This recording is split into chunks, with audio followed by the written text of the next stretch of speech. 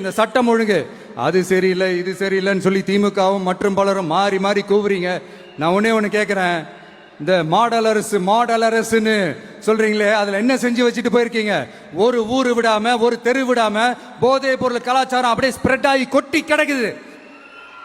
அது அப்பவே initial stage அதை நீங்க கண்ட்ரோல் பண்ணிருந்தீங்கன்னா இத்தனை பெண் குழந்தைகளை இத்தனை பெண்களை இழக்க வேண்டிய ஒரு சூழ்நிலை ஏற்பட்டிருக்குமா?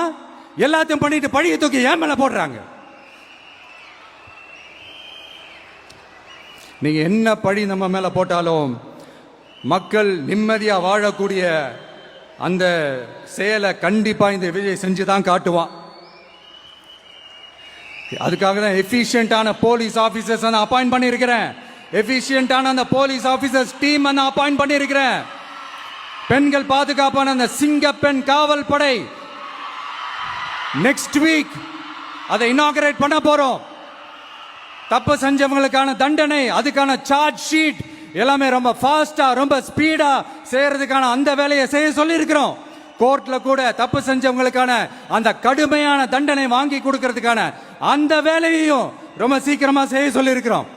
அதனால நீங்க என்ன பழி நம்ம மேல போட்டாலும் உண்மையா உறுதியா மக்களுக்கு தேவையான எல்லா விஷயங்களையும் இந்த விஜய் செஞ்சு தான் காட்டுவான்.